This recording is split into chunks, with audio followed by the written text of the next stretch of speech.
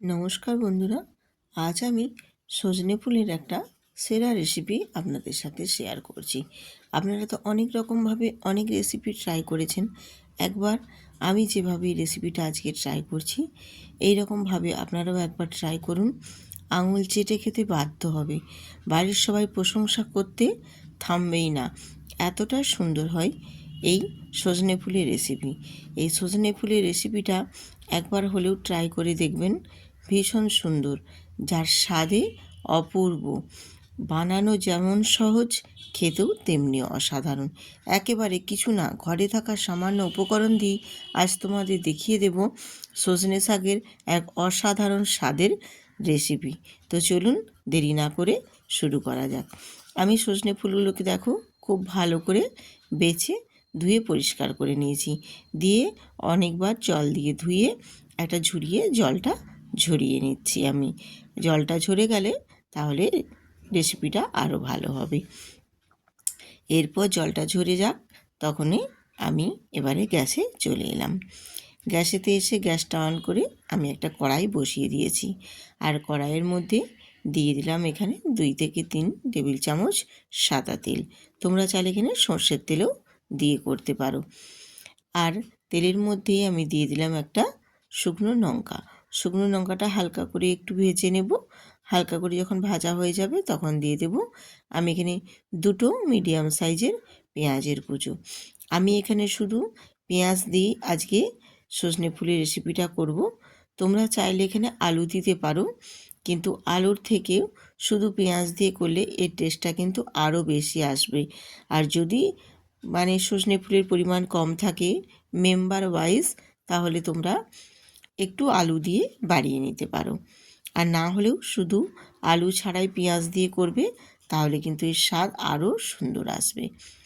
পেঁয়াজটা একটু হালকা করে ভেজে নিয়ে কালারটা যখন চেঞ্জ হয়ে যাবে, ঠিক তখন সেই পর্যায়ে এখানে আমি কাশ্মীরি লঙ্কার গুঁড়ো আর হলুদের গুঁড়ো দিয়ে পেঁয়াজটা খুব সুন্দর করে ভেজে নেব।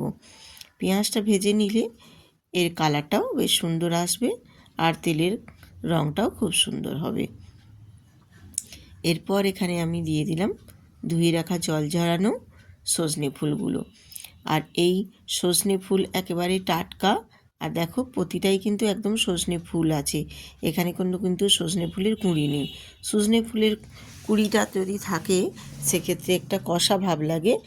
খুব বেশি কুঁড়ির থেকে যদি এরকম ফোঁটা ফুল হয় তাহলে এর স্বাদ কিন্তু আরোই খুব বেশি হয়। পেঁয়াজের সাথে আমি সজনে ফুলগুলোকে খুব ভালো করে একটু নাড়াচাড়া করে কষিয়ে নেব। দিয়ে দেখো নরম হয়ে গেছে। দিয়ে আমি এখানে একটা ঢাকনা দিয়ে ঢেকে দিয়েছি। আর তার মাঝে কিন্তু এখানে আমি একটু নুন দিয়ে দিয়েছিলাম স্বাদ মতো নুন দিয়ে সজনে ফুলগুলোকে পেঁয়াজের সাথে খুব ভালো করে নাড়াচাড়া করে নিয়ে একদম নরম হয়ে গেছে। তারপরে আমি একটু ঢাকনা দিয়ে ঢেকে আর একটু সজনে ফুলকে কষিয়ে নিচ্ছি। তাহলে সজনে ফুলটা খেতে কিন্তু বেশ সুন্দর লাগবে আর এর স্বাদটাও কিন্তু আরও দুর্দান্ত হবে। সজনে ফুলটা কষানো হয়ে যাওয়ার পর আমি এখানে মশলাটা অ্যাড করে দেব। আমি এখানে দিয়েছি তিলের সাথে পোস্ত দিয়েছি। তিল আর পোস্ত দুটো মেজারমেন্ট করে আমি শিলনোড়াতে বেটে নিয়েছি। বেটে নিয়ে আমি এখানে সজনে ফুলের সাথে একটু মশলাটা কষিয়ে নিয়ে অল্প একটু জল দিয়ে দেব। জল দিয়ে আবারও একটু ভালো করে নাড়াচাড়া করে কষিয়ে নেব। খুব বেশি কিন্তু এখানে কষানোর দরকার নেই, যেহেতু এখানে সজনে ফুলটা আমি আগেই একটু নাড়াচাড়া করে পেঁয়াজের সাথে নরম করেই নিয়েছি। তো জল দেওয়ার পর আর খুব বেশি এখানে কষানোর দরকার নেই। এখানে আমি অল্প একটু সামান্য টমেটো দেব। টমেটো আর কাঁচা লঙ্কা দিলাম। টমেটোটা দিলে এই সজনে ফুলের যে একটা কষা ভাব থাকে বা অনেকে বলে একটু তেতো তেতো ভাব লাগে, সেই জিনিসটা কিন্তু একেবারেই লাগবে না। একেবারে আলাদা একটা স্বাদের মাত্রা নিয়ে আসবে যদি এই সজনে ফুলের মধ্যে হালকা অল্প একটু টমেটো দিয়ে একটু নাড়াচাড়া করে নেওয়ার পর তারপর আমি সামান্য কয়েক দানা এখানে চিনি অ্যাড করে দেব। দিয়ে একটা ঢাকনা দিয়ে আমি এই রেসিপিটা বানিয়ে নেব। তারপর তোমাদের দেখাবো। এই সজনে ফুল যদি এইভাবে রান্না করো তাহলে একটুও কষাও লাগবে না, তেতো ভাবও লাগবে না, একবারে অসাধারণ স্বাদ লাগবে। যদি না বিশ্বাস হয় একবার বাড়িতে ট্রাই করে তারপর আমাকে কমেন্ট করে জানাবে। বাড়িতে তোমরা ট্রাই করে খেয়ে তারপর আমাকে কমেন্ট করে রিপ্লাই দেবে। আমি একটা ঢাকনা দিয়ে ঢেকে দিয়েছিলাম, যার ফলে দেখো কত সুন্দরভাবে জলটা শুকনো শুকনো হয়ে গেছে, আর আমার সজনে ফুলগুলোও বেশ সুন্দরভাবে সেদ্ধ হয়ে গেছে। সজনে ফুল সেদ্ধ হওয়ার কিছুই নেই, ও ভাপেই নাড়তে নাড়তেই হয়ে যাবে, কিন্তু একটু জল দিয়ে আগে তরকারিটা করে নিলে তার স্বাদটা আরও সুন্দর আসে। এইভাবে একটু নাড়াচাড়া করে শুকনো শুকনো করে নেব। আমি রূপা, ব্লগস উইথ রূপা চ্যানেলে আপনাদের সবাইকে স্বাগত। আজকের এই সজনে ফুলের রেসিপি যদি আপনাদের ভালো লেগে থাকে তাহলে আজকের এই ভিডিওটিতে লাইক দিয়ে সুন্দর করে একটা কমেন্ট করে সাবস্ক্রাইব করে পাশে থাকবেন। এরপর আমি এখানে অল্প একটু সর্ষের তেল ছড়িয়ে হালকা করে একটু নাড়াচাড়া করে করে শুকনো শুকনো করে নেব। একটু যে রসালো ভাব ছিল সেই রসালো ভাবটাকেও নাড়াচাড়া করে শুকনো শুকনো করে নেব।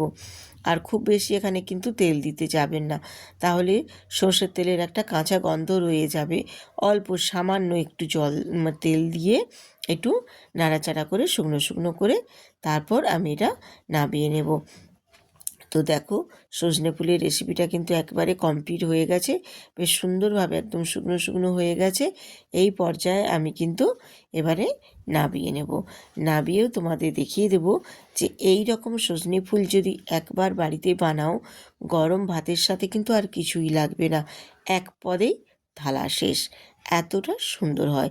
আর এর স্বাদটাও যতটা সুন্দর আসবে, এ সজনে ফুলের রেসিপিটা কমপ্লিট হয়ে যাওয়ার পর এত সুন্দর একটা স্মেল বেরিয়েছে, তোমরা মানে আমার কথায় হয়তো বিশ্বাস হচ্ছে না, তোমরা প্লিজ একবার বানিয়ে দেখো, সত্যি বিশ্বাস করবে তখনই। আজকের রেসিপি সত্যি ভীষণ সুন্দর একটা রেসিপি আপনাদের মাঝে শেয়ার করেছি। যদি একটুও ভালো লেগে থাকে তাহলে অবশ্যই বন্ধুদের সাথে শেয়ার করে পাশে থেকো। আবার আসবো আরেকটা নতুন রেসিপি নিয়ে।